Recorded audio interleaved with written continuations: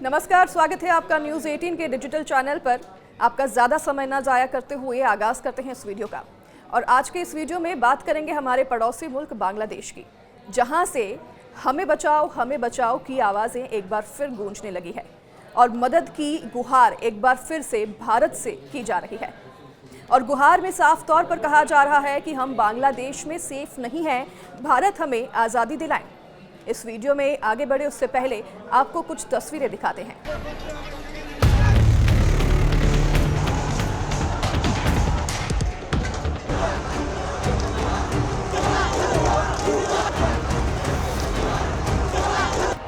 दरअसल बांग्लादेश आवामी लीग के लीडर सुजित राय नंदी अल्पसंख्यक हिंदू समुदाय से हैं और उन्होंने अपने एक बयान में कहा है कि 5 अगस्त के बाद से हमें डर है और हम सब डरे हुए हैं। अब भी हमारे पास सिक्योरिटी नहीं है, मैं खुलकर बाहर नहीं निकल सकता और हमारे कार्यकर्ता भी घरों में कैद हैं। वह आगे कहते हैं कि कई पार्टी लीडर्स ने अपना घर छोड़ दिया है और वे छिप कर रह रहे हैं।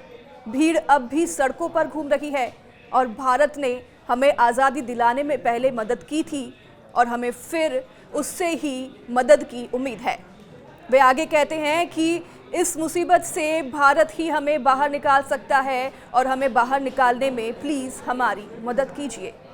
दरअसल बांग्लादेश एक बार फिर अब मुसीबत में घिरा हुआ है। बांग्लादेश से एक बार फिर तख्ता पलट की अटकलें सामने आ रही हैं। इसका मतलब यह है कि शेख हसीना की सत्ता में एक बार फिर से एंट्री हो सकती है। अब शेख हसीना इनकी एग्जिट कब हुई ये आपको बताते हैं। देखिए, 5 अगस्त 2024 का वो दिन आप सभी को याद होगा। यह दिन बांग्लादेश के लोगों के लिए ऐतिहासिक दिन साबित हुआ, जब छात्र आंदोलन ने इतना उग्र रूप ले लिया था कि प्रधानमंत्री शेख हसीना को अपने पद से इस्तीफा देकर आनन फानन में देश छोड़कर जाना पड़ा था। जिसके बाद देश की सेना ने मोर्चा संभाल लिया था और फिर एक अंतरिम सरकार का गठन किया गया और फिर मोहम्मद यूनुस ने बांग्लादेश की बागडोर को संभाला। जब शेख हसीना को देश को छोड़कर जाना पड़ा था तब उन्होंने भारत का ही सहारा लिया था, जब देश के हिंदुओं पर अंधाधुंध हमले किए जा रहे थे। लेकिन भारत ने अपने वादे को निभाते हुए शेख हसीना को सुरक्षा प्रदान की थी और यह पहली बार नहीं था जब भारत ने बांग्लादेश की मदद की हो। भारत हमेशा अपने पड़ोसी मुल्कों के लिए तत्पर रहता है और शेख हसीना की अगर सत्ता में वापसी होती है तो यह भारत के लिए भी एक अच्छी खबर हो सकती है। हालांकि यह इतना आसान नहीं होगा। चलिए आपको विस्तार से समझाते हैं। बांग्लादेश में तख्ता पलट होने का दावा किया जा रहा है। कहा जा रहा है कि बांग्लादेश की सेना तख्ता पलट की तैयारी कर रही है।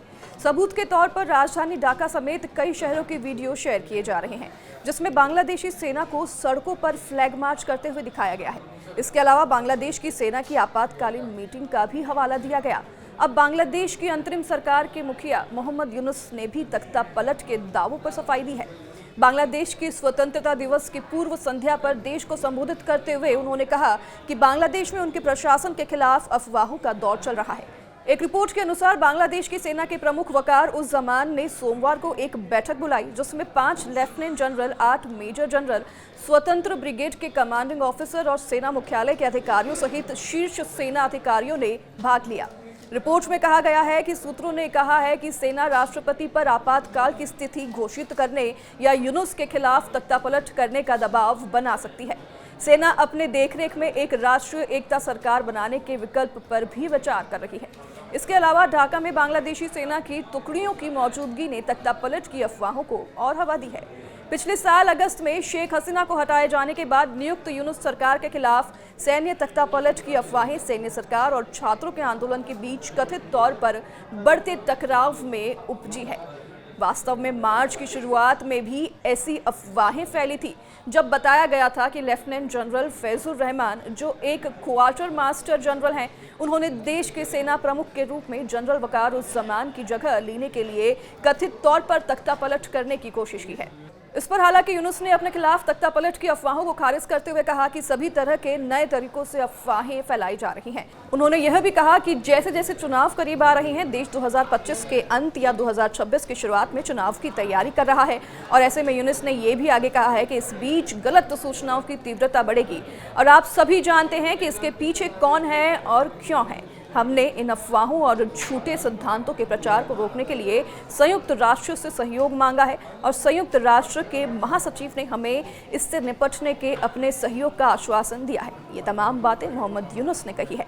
इसी बीच बांग्लादेश की सेना ने भी उन अफवाहों को खारिज करते हुए कहा है कि ये सिर्फ एक अफवाह है और तख्तापलट की साजिश रची जा रही है। ऐसा इसमें कोई भी सच्चाई नहीं है। अब इन बातों में कितनी सच्चाई है कितनी नहीं, अब ये तो वक्त रहते ही पता चलेगा।